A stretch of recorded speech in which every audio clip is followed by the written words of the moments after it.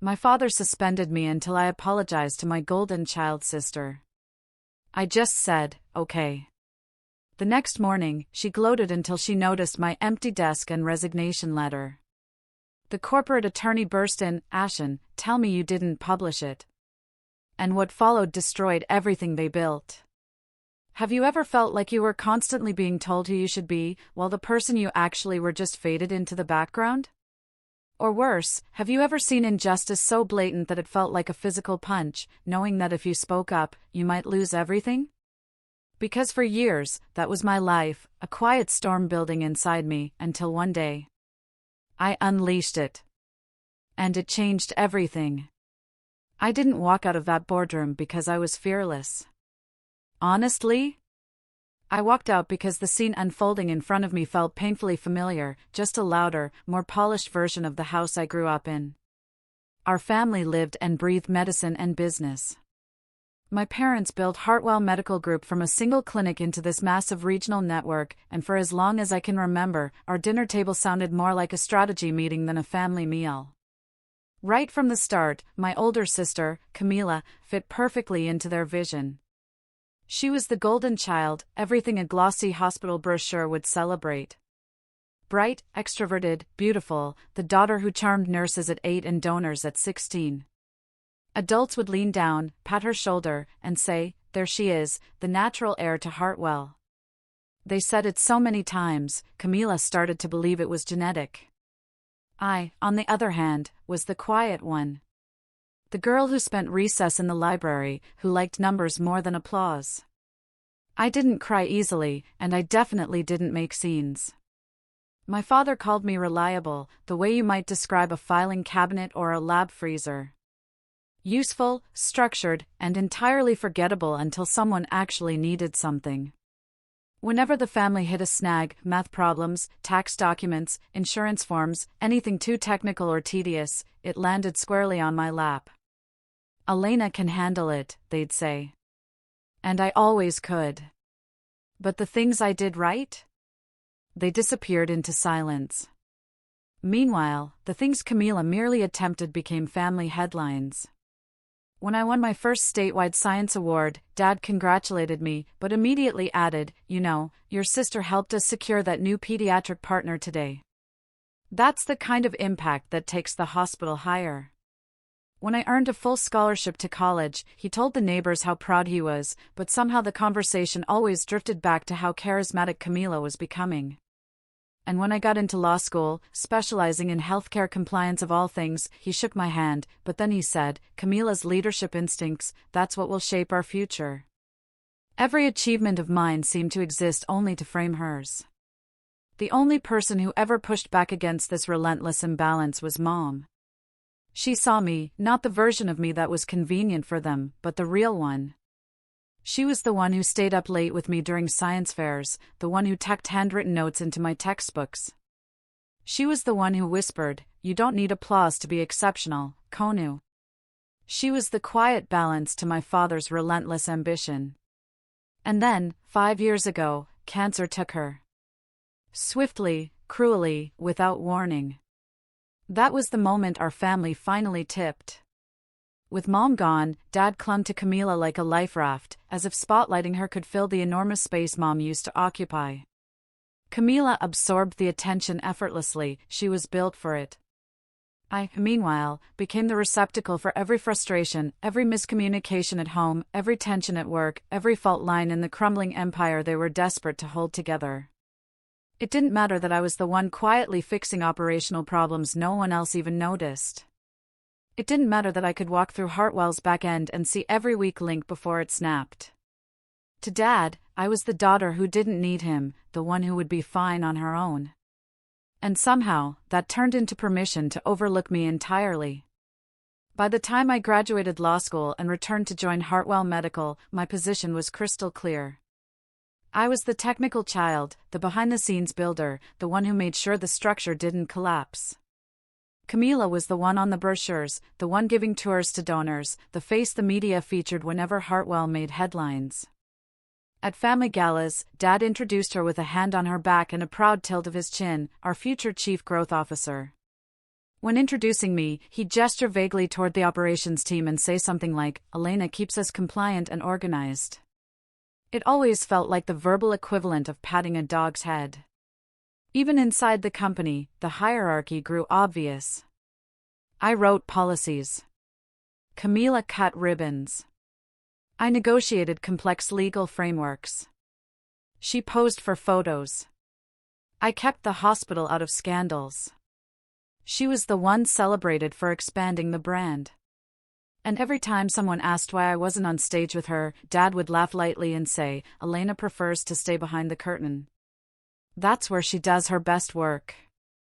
I did do my best work, yes, but not because I preferred to be hidden. It was because someone always made sure I stayed there. Looking back, that suspension, that smirk in the boardroom, it wasn't the beginning of the story. It was the final echo of a childhood structured around a single, unbreakable rule: Camila shines, and Elena supports. And maybe that's why walking out felt less like punishment and more like release. At Hartwell Medical, I was the daughter who built the foundation everyone stepped on, but only one of us was ever invited to stand on the stage. And it was never me. By the time I turned 32, my place inside Hartwell Medical had crystallized into something both undeniable and yet strangely invisible. I had risen to become Chief Compliance and Risk, a title that sounded heavy on paper, but felt utterly weightless inside a family that measured worth by headlines and photo ops. Still, I poured myself into the work. Not to impress them, but because someone had to care about the parts no one else wanted to see. I built the compliance division from the ground up. When I first arrived, Hartwell's systems were a patchwork of outdated policies, inconsistent training, and half-finished software migrations that posed more risk than protection. Over the years, I reconstructed everything: risk matrices, quality controls, internal audits, HIPAA safeguards, whistleblower channels, and real-time monitoring that actually flagged unethical patterns before they metastasized. My work wasn't glamorous, not by a long shot. But it was the reason Hartwell managed to avoid 3 catastrophic lawsuits that could have bled the entire network dry. A surgeon's unnecessary procedure pattern caught early. A department double billing for anesthesia units shut down before the insurer even noticed. A data breach attempt aimed at our pediatric clinic blocked because of a firewall protocol I'd insisted on upgrading. The federal inspections that used to make administrators sweat bullets eventually became routine, almost boring. Our scores climbed into the top tier, and the inspectors started referring to Hartwell as the model system other hospitals should mimic. But outside my small department, hardly anyone knew why. Nurses and medical assistants trusted me in a way they didn't trust the execs. They whispered concerns to me because they knew I wouldn't force them into pushing unnecessary tests just to improve revenue. I had protected more than patients, I'd protected the people actually doing the healing. Meanwhile, Camila was busy becoming the face of Hartwell. While I worked through policy manuals, she crafted campaigns, sleek billboards, social media pushes, a fast-track wellness program designed to lure in younger patients with the promise of quick, low-cost diagnostics. She was on TV at least twice a month, talking about growth trajectories and patient-centered branding. Her hair always perfect, her voice always bright. Local magazines wrote features on her: the visionary behind Hartwell's expansion, Colorado's rising healthcare star, the woman reimagining modern medicine. And every time, the quotes from my father grew more and more extravagant. "Camila is the strategic heart of Hartwell," he told one reporter, as if reading from a script he'd rehearsed for years. She inherited her mother's grace and my instinct for leadership. And I would often scroll through these articles quietly, noticing the single line where my name occasionally appeared, a footnote, and after that, Elena Hartwell oversees compliance operations. No details, no recognition, just a line that sounded like I kept track of filing cabinets. The irony was almost comical. Camila built the image. I built the infrastructure that kept that image from collapsing. But in Hartwell Medical, and certainly in my father's mind, the image was the empire. So Camila rose, and I held the ladder steady beneath her, unseen. The gap between us widened with every gala speech, every board luncheon, every partnership announcement featuring her smiling face. At work, it became routine. She'd walk into meetings late, offer bold but shallow ideas, and leave early for media appearances, while I stayed behind to translate her promises into something legally survivable. People just assumed I preferred the shadows. They didn't realize I'd been raised there. One night, that truth hit me harder than usual. It was past 11 p.m., and the hospital halls had settled into that eerie quiet only medical buildings have: steady beeping monitors, rolling carts in the distance, the occasional intercom announcement drifting from a different floor. I was in my glass-walled office, surrounded by risk reports spread across my desk like a battlefield map. A discrepancy in the quarterly coding numbers had caught my eye earlier, and I couldn't let it go. Patterns never lied. People did. I was digging through audit logs, highlighting anomalies, rewriting parts of a compliance briefing for the next morning's executive session. Work no one would thank me for, but work that would very likely save Hartwell millions. My eyes were dry. My ponytail was falling apart. And my dinner was a forgotten protein bar somewhere under the papers. I leaned back, rubbing my temples, and glanced out the window toward the visitor parking structure. That's when I saw her. Camila, laughing with two marketing staffers, strutting across the lot in her tailored coat, heels clicking like she was walking on a runway. The hospital had just bought her a new electric sports car as a retention incentive. The headlights lit up as she unlocked it, casting a bright white glow across the concrete. She slid into the driver's seat, hair gleaming under the street lamps, and zipped away into the night like the star of a movie. I watched her taillights fade into the dark, while my office lights reflected faintly in the glass. Me inside, still working, still holding everything together, still invisible. And for the first time in a long while, I felt the smallest fissure open inside me. A quiet recognition that no matter how much I built, protected, or repaired, I would always be introduced as the daughter who keeps things organized. The daughter behind the curtain. The daughter they assumed would never walk away.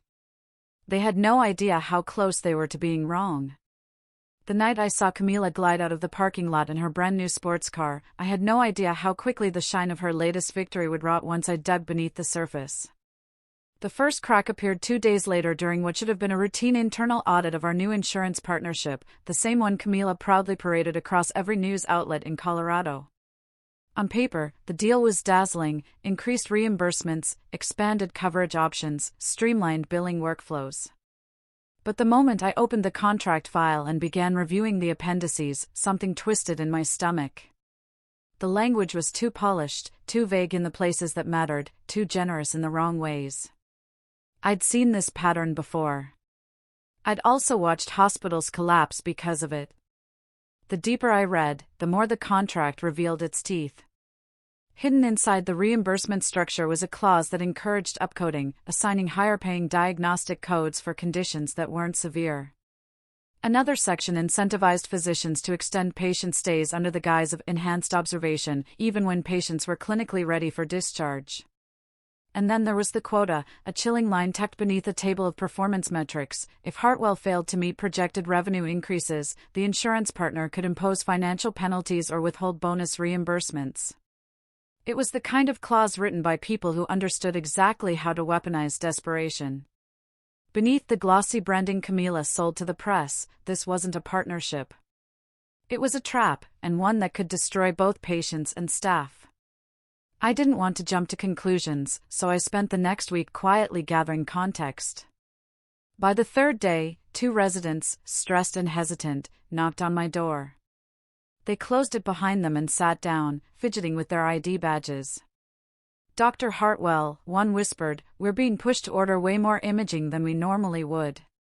Labs, too. Stuff that doesn't make sense clinically." The other nodded. "Our attending said it's part of the new initiative to strengthen reimbursements. We're uncomfortable." They didn't say Camila's name, but they didn't have to. Her fingerprints were all over anything that promised revenue jumps. After they left, I opened the analytics dashboard and pulled data from the past 6 months.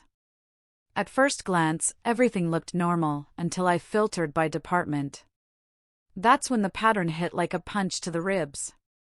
Diagnostic imaging volume had spiked 40%. Overnight observation stays had jumped in 3 different clinics. High-severity billing codes appeared in places that had never used them before. Even more disturbing, the changes began exactly 1 week after Camila's partnership contract went into effect. Patterns don't lie. People do. I dug deeper. Email logs, meeting transcripts, billing team memos. And then I found it. The smoking gun. An internal email chain from Camila to the billing department, marked high priority. It read, "We need to be more flexible with coding to protect revenue flows during the first 2 quarters. If a condition falls into a gray area, code upward. We must demonstrate strong financial performance to maintain leverage with our insurance partners. Let's do what's necessary." Smiling face with smiling eyes, flexible. Gray area. Do what's necessary. It was textbook corporate fraud dressed up in marketing language, and she had signed it with a smiley face. I sat there for a long time, staring at the screen, feeling something sharp and ice-cold settle in my chest. This wasn't a misunderstanding. This wasn't sloppy execution. It was a deliberate, systemic scheme. And if federal auditors found it before we self-reported, Hartwell Medical wouldn't just face fines, we could lose insurance contracts, face criminal exposure, and implode.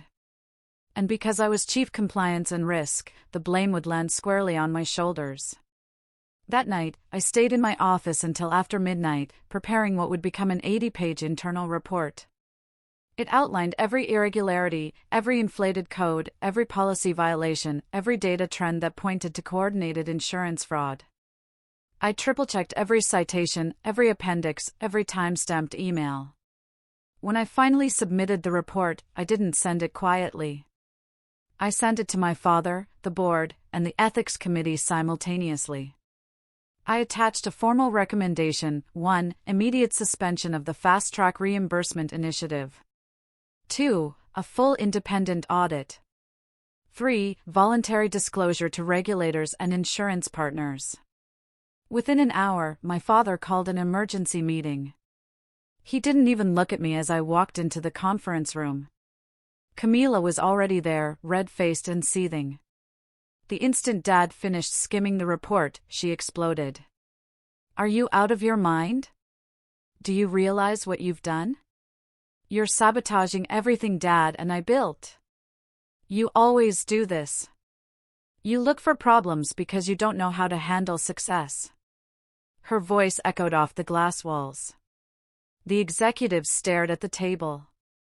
My father finally looked up at me, but there was no warmth, no confusion, only disappointment polished into something sharper.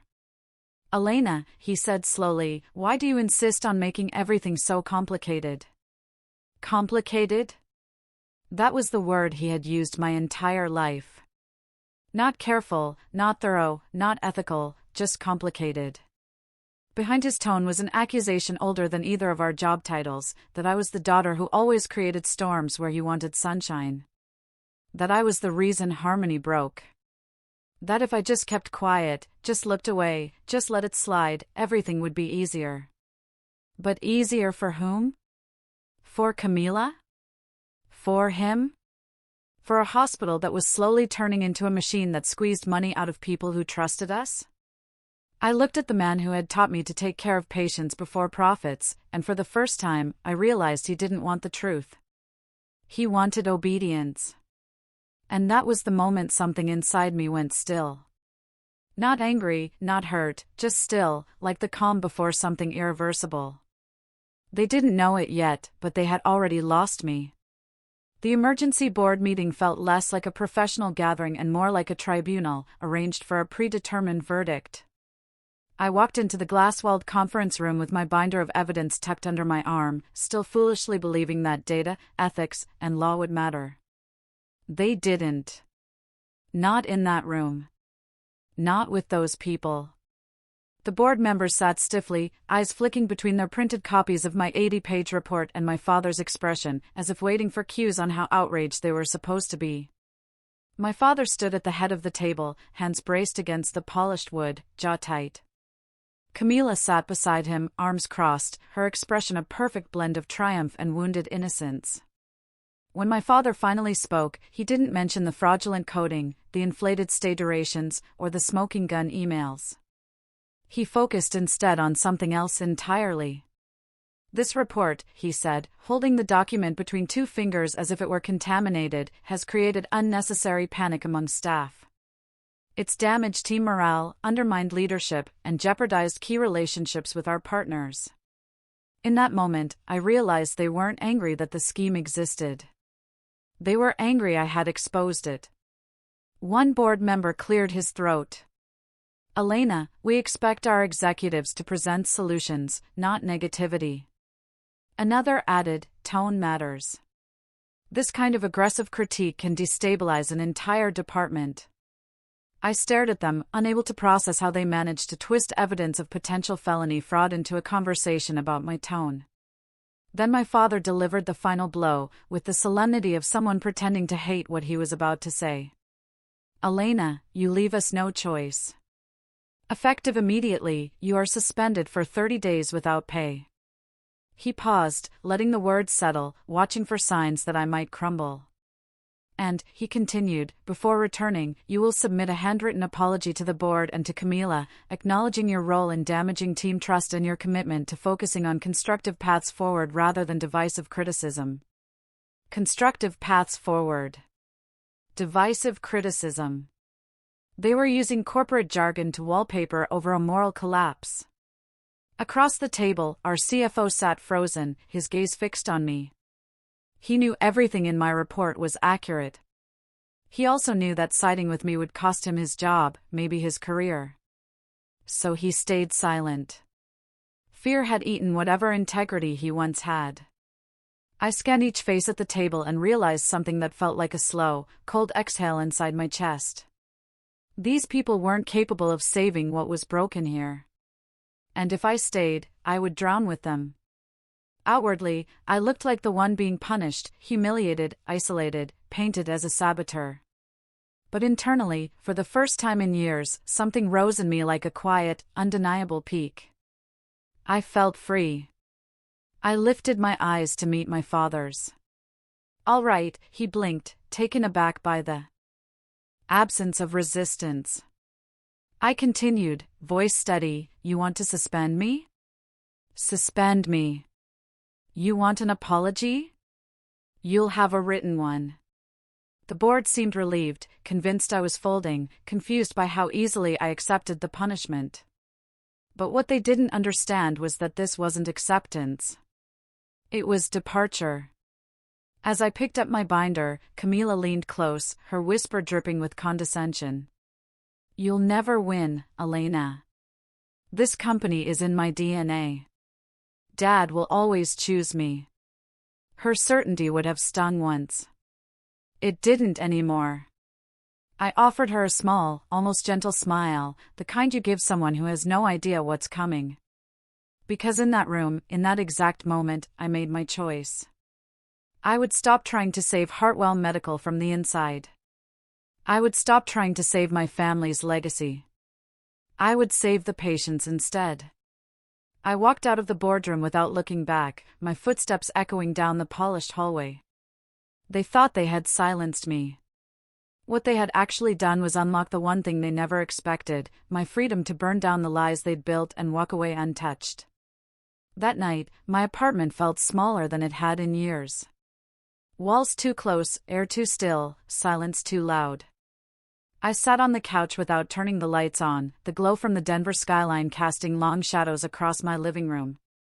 My suspension paperwork lay on the coffee table, the ink still fresh, my father's signature bold and decisive. For the first time all day, the question I had been running from finally settled in front of me, heavy and terrifying. If I report this, will I destroy the very company my mother helped build?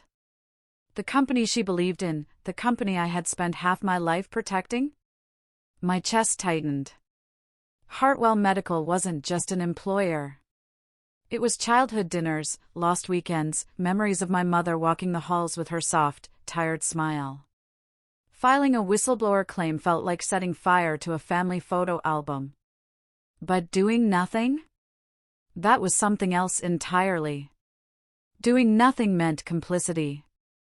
I stared at my reflection in the window. Tired eyes, smudged eyeliner, hair pulled back in a messy knot. For years, I'd held this empire together. Tonight, it felt like the empire was holding me hostage. My phone buzzed. The contact name read, Amy Lynn, Ethical Compliance Symposium. I had met her 6 months earlier at a federal seminar on healthcare whistleblowing. She was sharp, direct, and unafraid to challenge broken systems. I'd kept her card in my drawer, just in case, never imagining I would actually need it.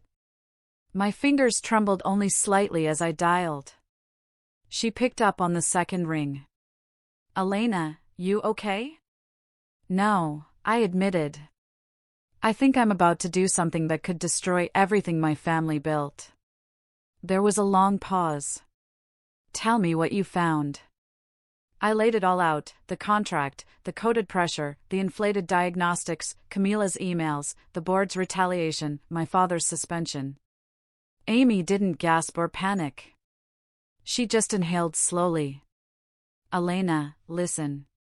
There's a federal whistleblower program for healthcare fraud. It protects you from retaliation, financially and legally. And if I stay quiet, my voice cracked. If someone else uncovers this later? She didn't soften the truth.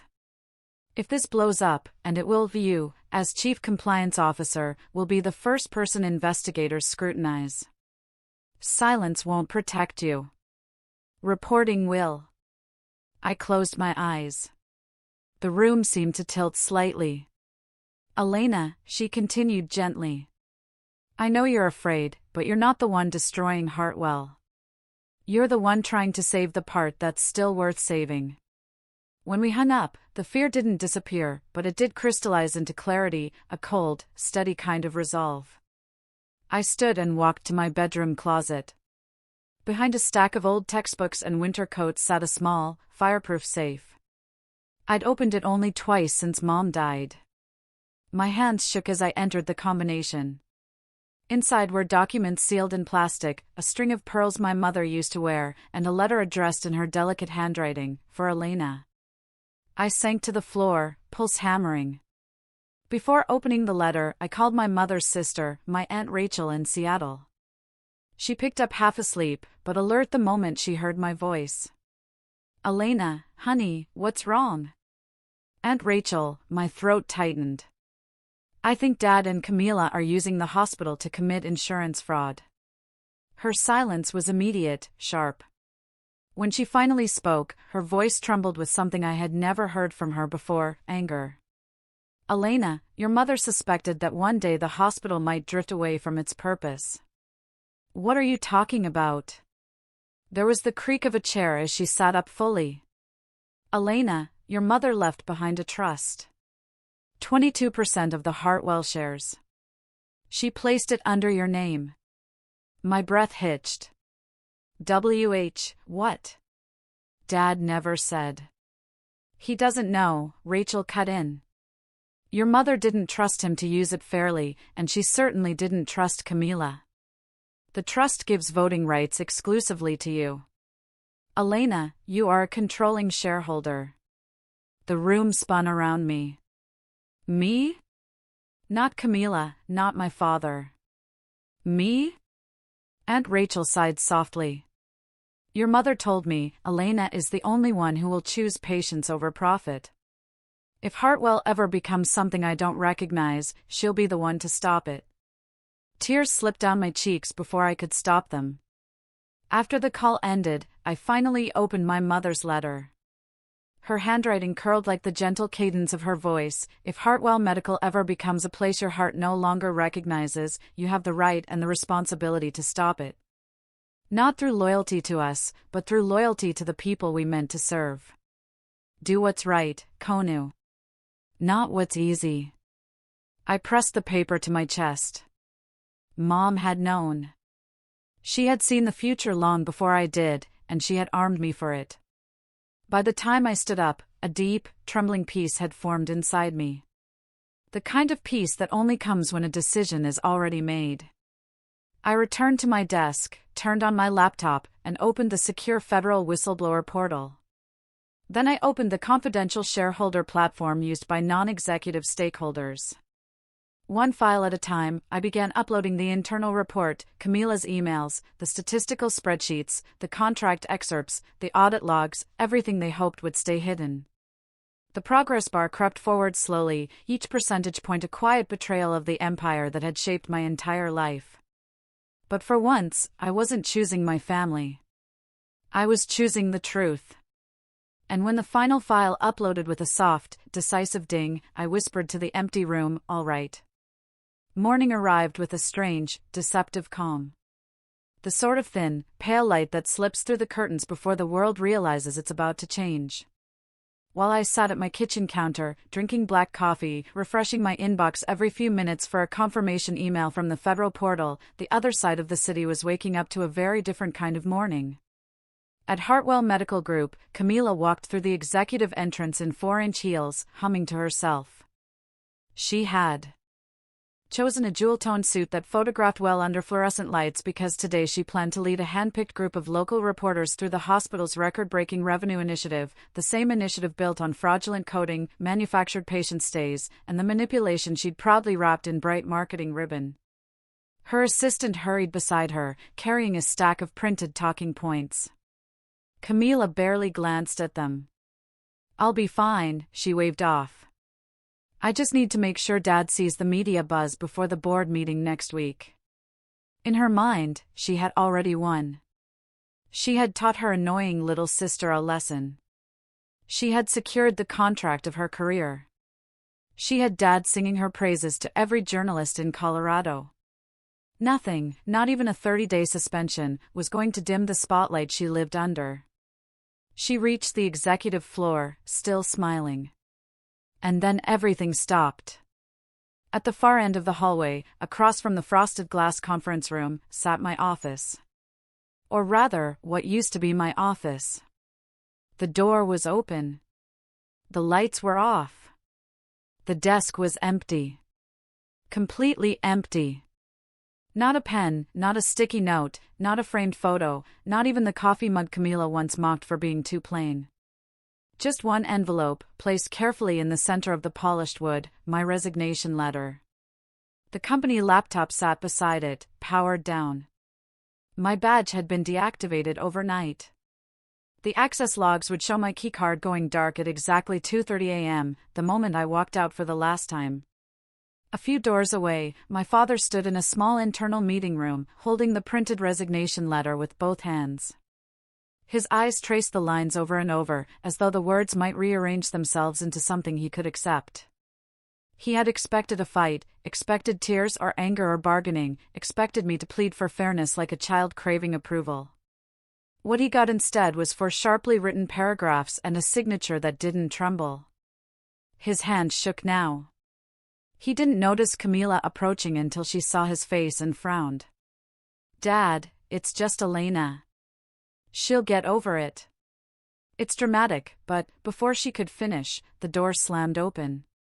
James Powell, Hartwell's general counsel, barreled into the room at full speed, hair disheveled, tie crooked, his face drained of all color. He looked like a man running from a burning building. He pointed to the letter in Dad's hand, then looked at me, or rather, the absence of me. "Tell me," he gasped, "that she didn't upload it." My father blinked, confused. "Upload what?" "The report." James choked out. "The evidence, the emails, the data logs, the audit trail. She had enough material to trigger a federal investigation. Tell me she didn't submit it to the whistleblower portal. Tell me she didn't." I stepped into the doorway. James' eyes landed on me like he'd seen a ghost, and I said, with the calmest voice I'd used in years, "I submitted everything. Fully documented, properly formatted, and time-stamped. The federal portal has already acknowledged receipt." James sank into the nearest chair. Camila's face twisted. You what?" I ignored her and continued, turning to my father. As the voting authority for my mother's trust, which holds 22% of Hartwell's shares, I have formally requested that the independent board committee initiate an internal investigation immediately. The silence that followed was not the expensive, polished silence of boardrooms. It was the stunned, yawning silence of a cliff cracking before it collapses. My father's lips parted. Voting authority? Elena, what are you talking about? I met his gaze without flinching. Mom didn't trust you or Camila to protect the hospital's ethics. She trusted me. Then the sound started. At first, just one ding from the iPad in the corner. Then another, and another. And suddenly, like a chain reaction, every device in the room began vibrating, pinging, ringing, phones, tablets, laptops, the wall-mounted board screen. Notifications flooded in. Ding, ding, ding, ding, ding, ding.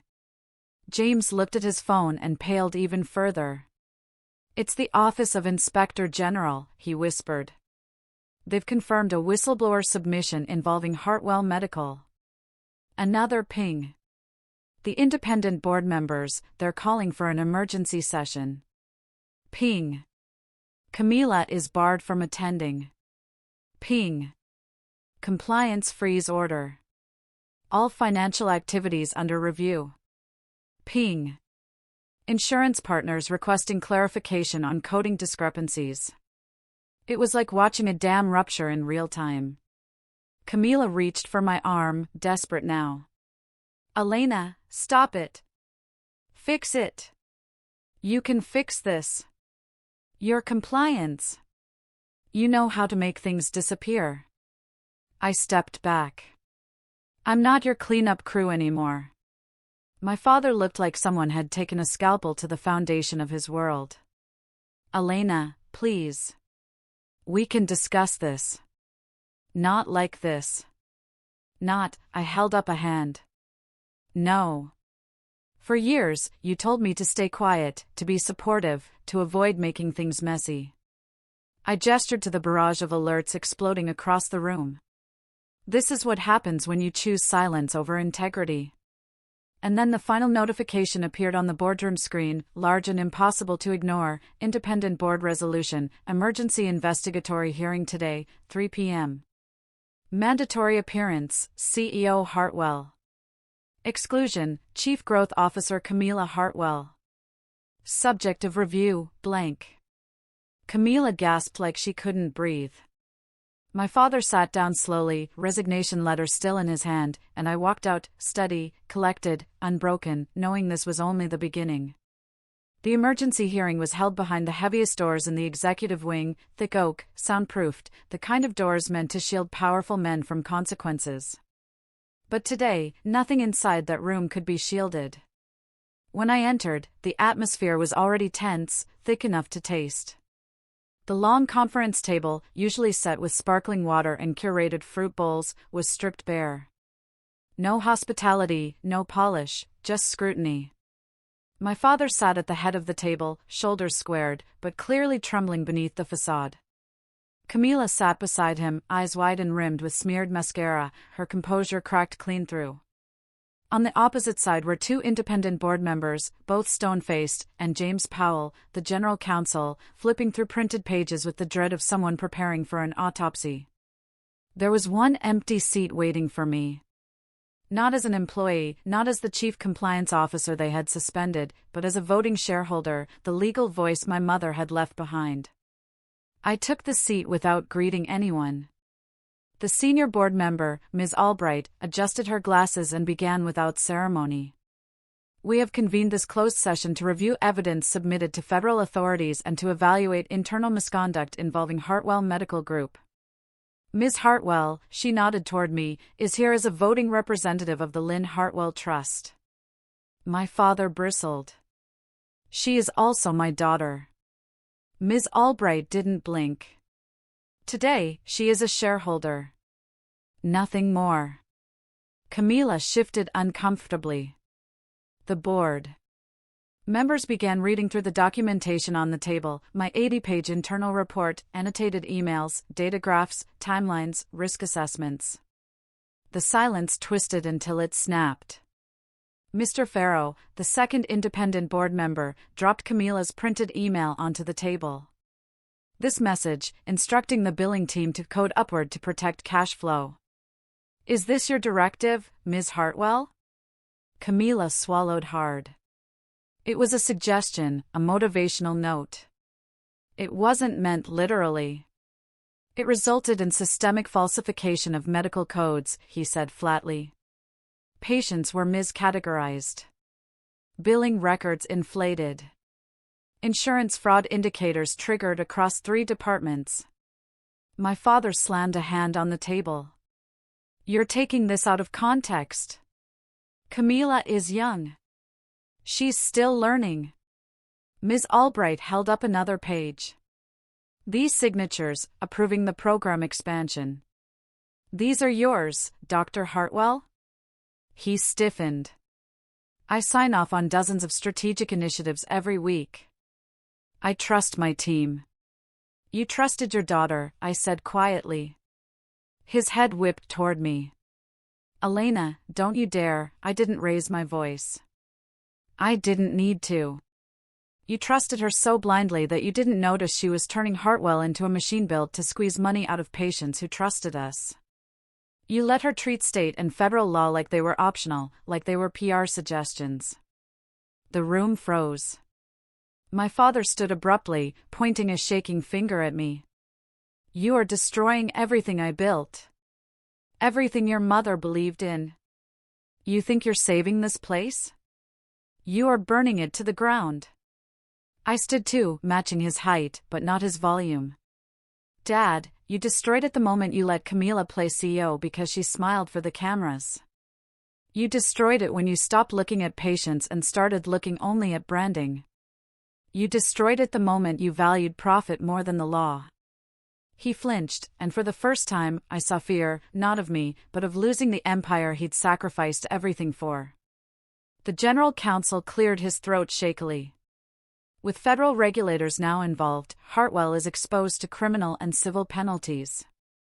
Potential exclusion from Medicare and insurance networks.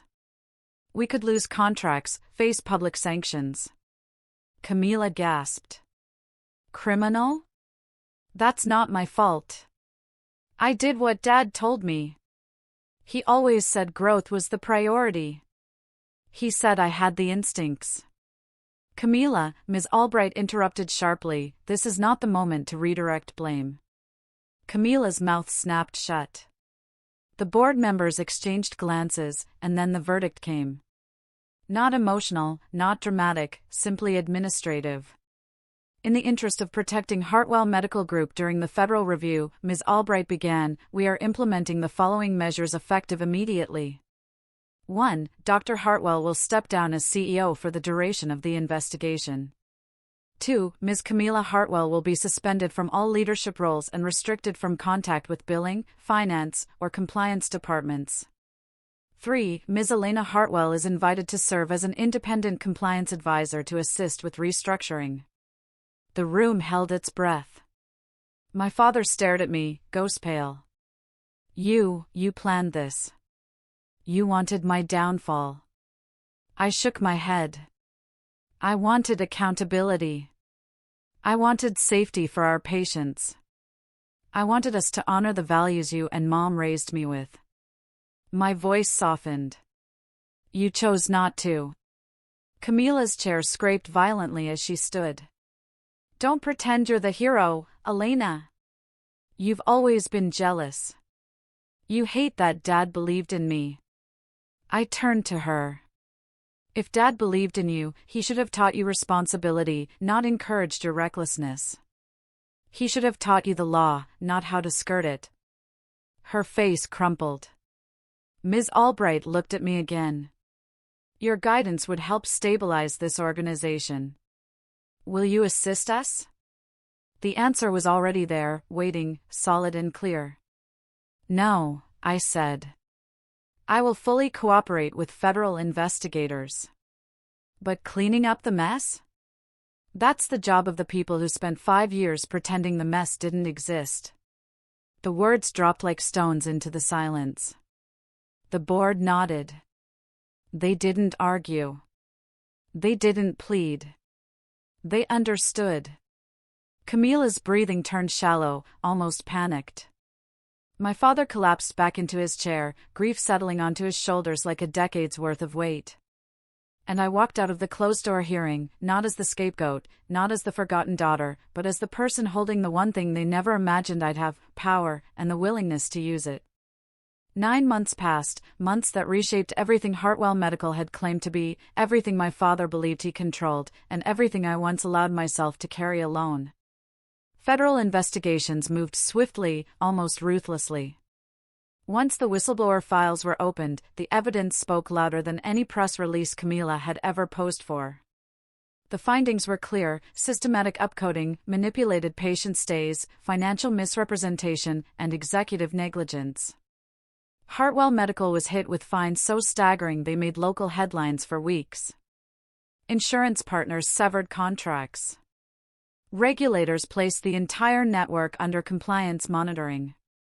To avoid collapse, the board made the only move left: they sold a majority of Hartwell shares to a non-profit hospital consortium, one known for prioritizing patient equity over profit margins. The Hartwell name stayed on the signs, for legacy reasons. But everyone understood the truth. The empire had shrunk, defanged, humbled. My father, once the unshakable CEO with his name etched on plaques across Denver, lost all executive authority. The board negotiated a transition that allowed him to remain attached only in the smallest, safest capacity: a part-time physician in a community clinic on the outskirts of Aurora, the kind of place where no one knew or cared about his last name.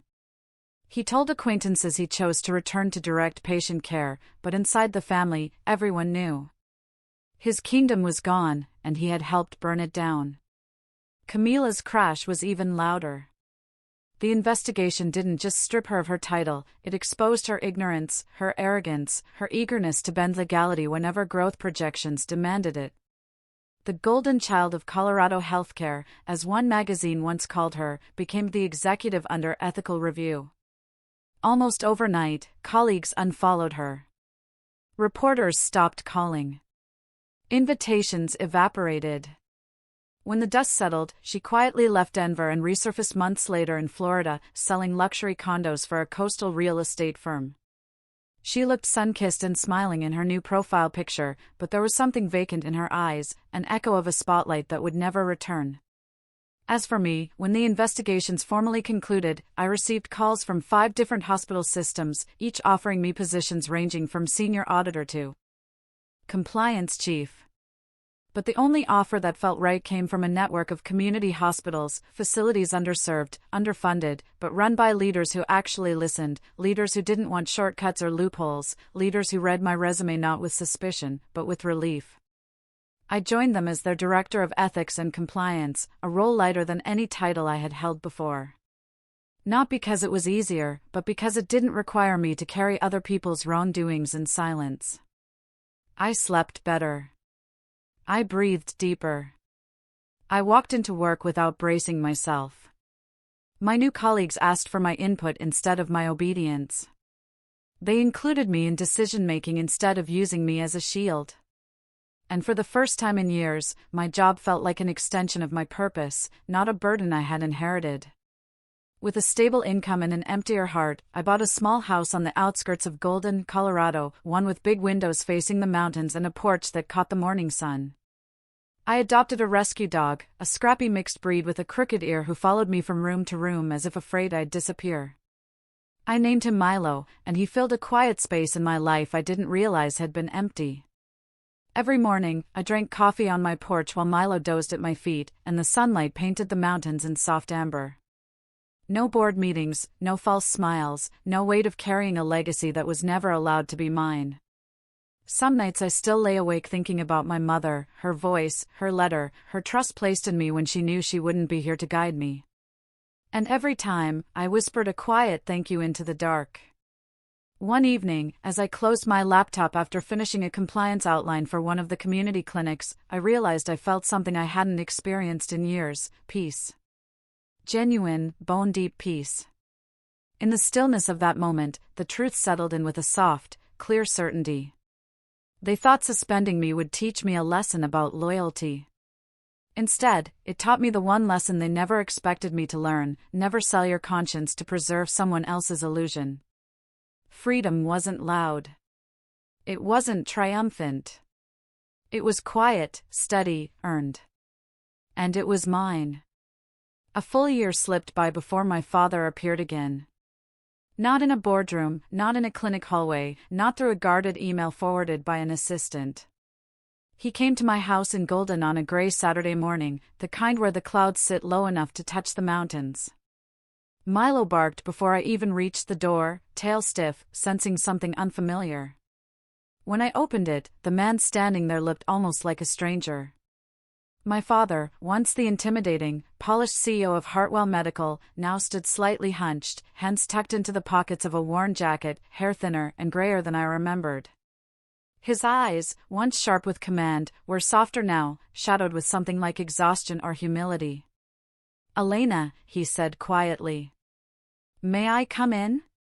For a moment, I hesitated, not out of anger, but because I needed to make sure my heart was steady enough to face whatever version of him had arrived.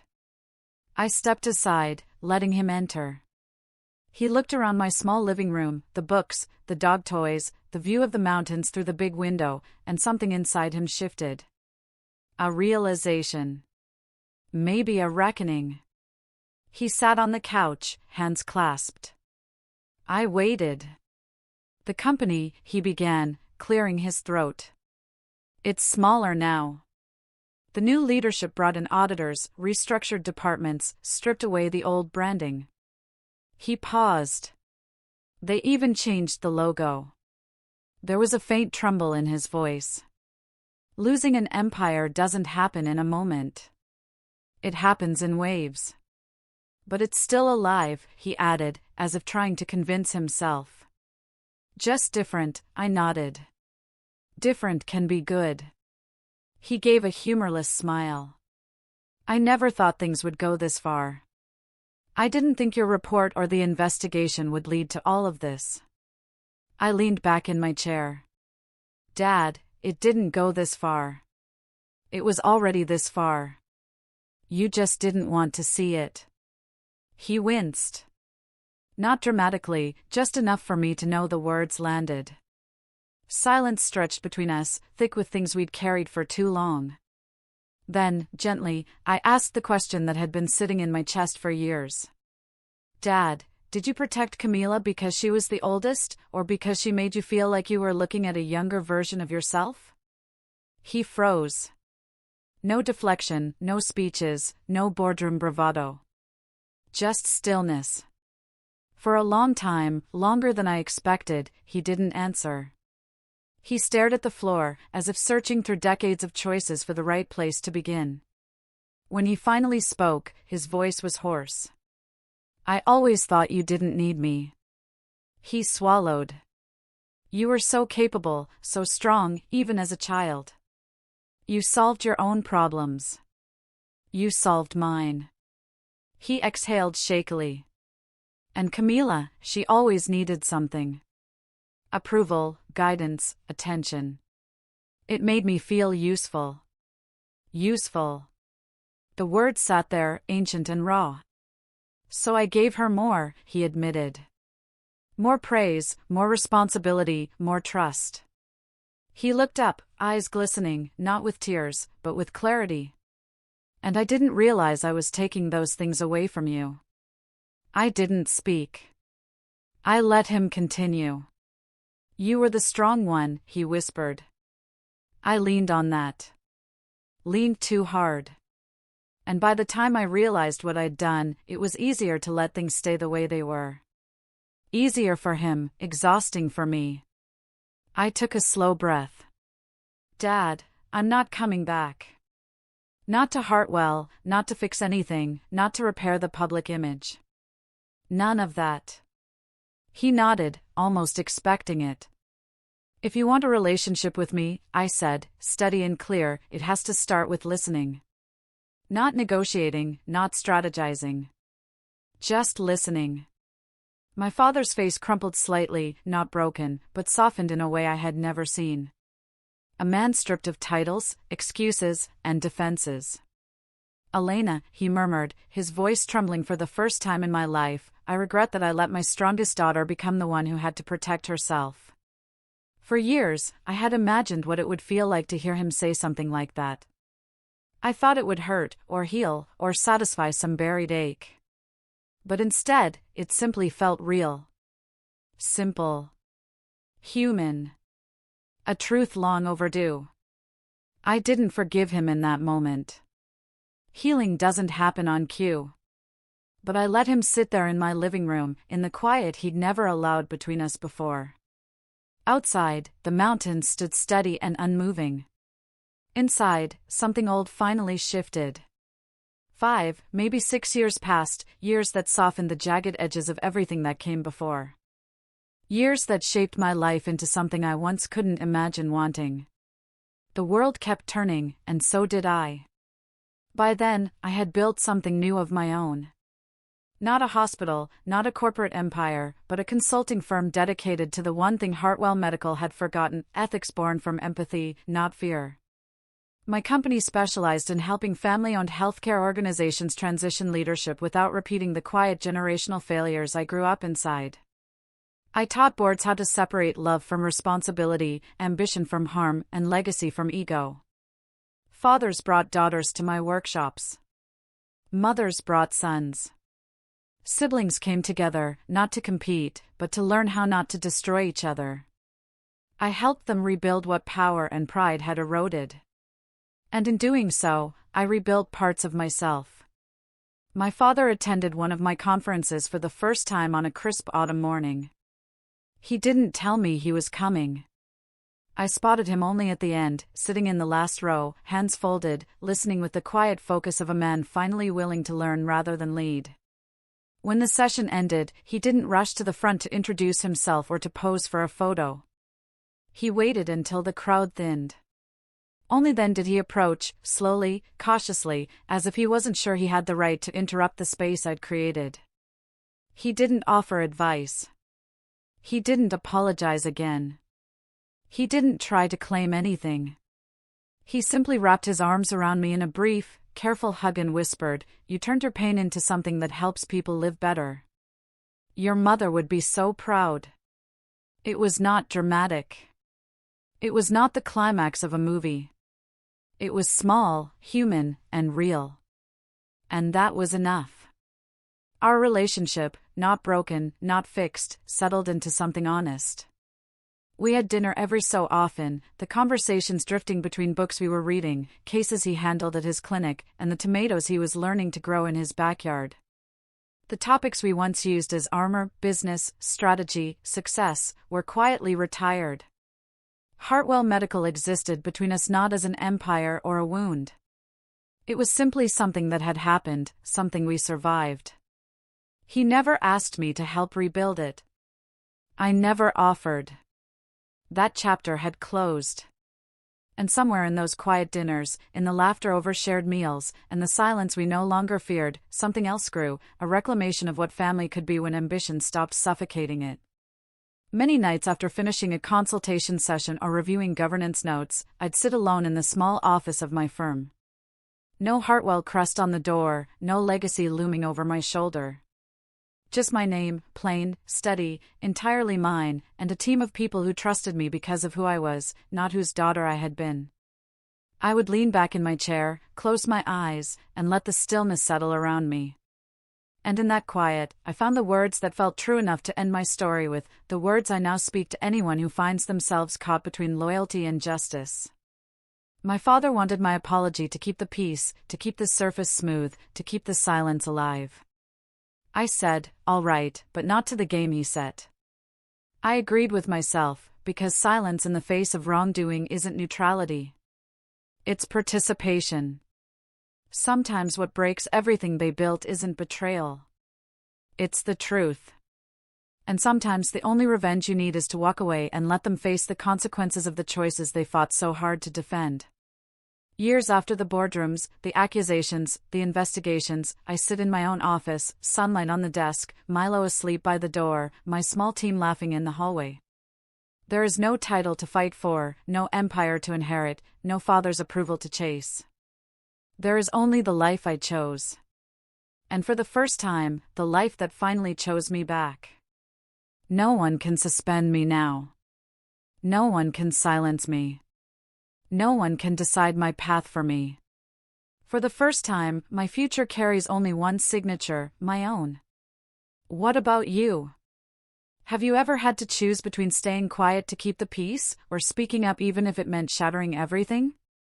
I'd really love to hear your thoughts and experiences in the comments below.